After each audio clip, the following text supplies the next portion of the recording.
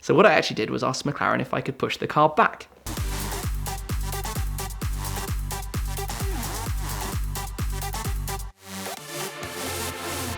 If we rewind back a couple of years, I had been lucky enough to own a few different supercars, a couple of McLarens, Aston Martins, Ferrari, Porsche, and then along came the Ford GT, and I went to the launch event of the new car out in Detroit, the North American International Auto Show. As soon as it came out, I just thought, I have to have one of those. I didn't know what was going to be involved, we didn't know how much it was going to cost, didn't know when it would come, but that thing, it was just the most beautiful looking car, I think, of this time. A fantastic thing. It was going to be, as I would learn down the line, a complete step up for me in price point. Also in terms of, I guess, how special it is, how rare it is, particularly in the UK, where there are only a handful or two of the cars. But equally, at a similar kind of time, I was hearing murmurs out of McLaren that they were also going to be building a car that would be the ultimate in track performance. And I like a car that offers an experience as well. That was codenamed P15. We didn't have many details about what it would turn out to be, but it was certainly something catching my attention. I'd had my 675 LT and 675 LT Spider, so I felt like that could be quite an interesting car. So on the one hand, we've got some interest in the Ford GT, a car that details started to become clear that there would be an application process. You'd have to go through submitting information, and they would be allocated to a few different categories. And I thought maybe I would be in with a chance for one. And then on the other hand, here I was talking to the guys at McLaren, getting information, and of course, with what I do, making videos, being very careful about what they would tell me as well, because obviously we need to be sure that doesn't go out on the internet. But these two conversations happening at the same time, and both cars, well, to be honest, fairly remarkable step up from your other, I guess we could say, if I can put it this way, more normal supercars. So two things to have, well, an awful lot to work out around them. So with the Ford GT story, in the background, I went to the launch event, met with a lot of people out there in Detroit from the Ford team. I actually went later to Le Mans, where they presented the race car. So a year before 2016, 6 months after the road car was presented, Ford actually held an event in Le Mans to show the race car that would come back and take part for 4 years racing with Chip Ganassi. So the race car was presented. I went there again, talking to people, meeting people, but the system wasn't completely set as to how they were going to do it. So then after that, fast forward a little bit, I went to a few events with Ford, particularly Ford in the UK, also around Europe, things like going to the plant. They have a factory in Cologne where they presented a few different models and had different events on. And then fast forward to 2016, just before they revealed the allocations, of course, Ford Performance raced at Le Mans the 24 hours and they were victorious with the car there. And at this stage, we had to submit an application form, and the application form was pretty well documented.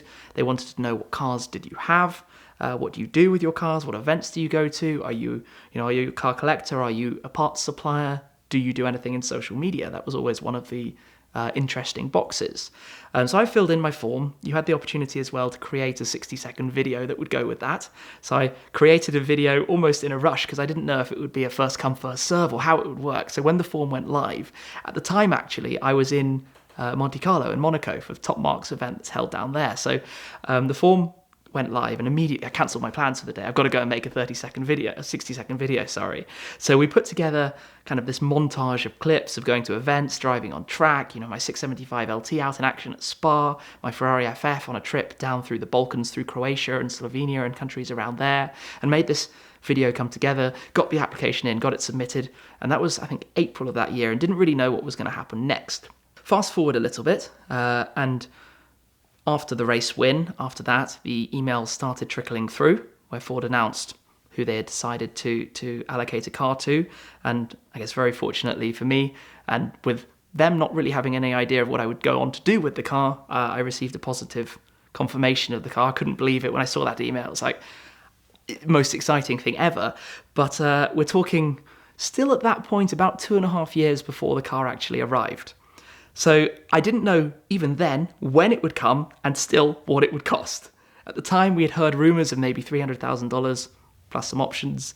Let's just say it's ended up being a lot more than that as time has gone by. But it was still quite an unknown thing. So here we go with the Ford side of the story happening. Just before that, in February of that year, I had officially submitted my LOI, my letter of intent, for McLaren's P15 project. Again, not really knowing when that was, but maybe assuming the GT would come a year after the application was approved, and the Senna might come another year or two after that. That would have been or maybe 2 or 3 years after that, because in the hypercar world, there's quite a long lead time for development. Little did I know that the Senna process would accelerate and the GT process would decelerate. And the two cars were going to end up almost arriving at exactly the same time with just the one night between them. So the Senna application initially actually through that process, when it came through and it was handled through dealers, I wasn't accepted for a Senna the first time around. And I went to a few more events with McLaren. They host the annual winter ball for customers. They host pure McLaren events where you can take your car out on track. And I met with people, and I think they understood that if I was able to have a car that they were going to see it being used, they would see it on tracks.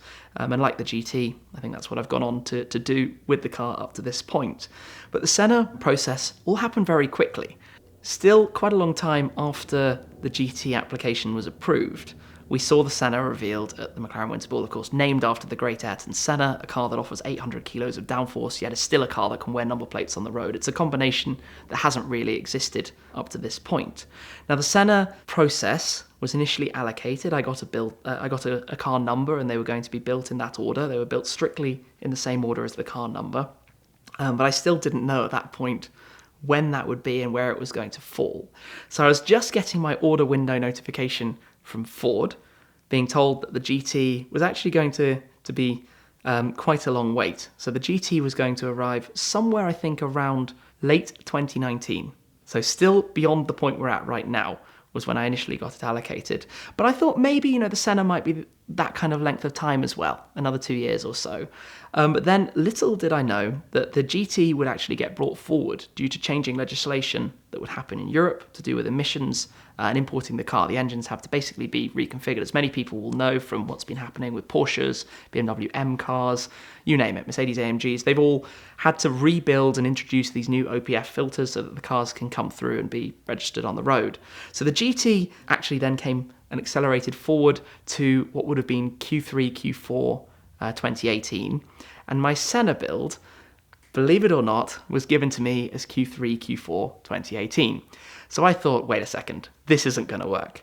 So what I actually did was ask McLaren if I could push the car back, if I could delay the car, maybe make it around March, around the spring of the next year, give me time to get the financial side of things sorted out, as well as actually have one car, run it for a bit, and then receive the second car and go from there. What eventually ended up happening is that the Ford GT completed production. I went out to the factory in Toronto in Canada, saw it being built, and it got flown over to Europe. It had to go through an individual vehicle approval, being a US spec car, to get it registered in Europe. So there was a lot of paperwork involved.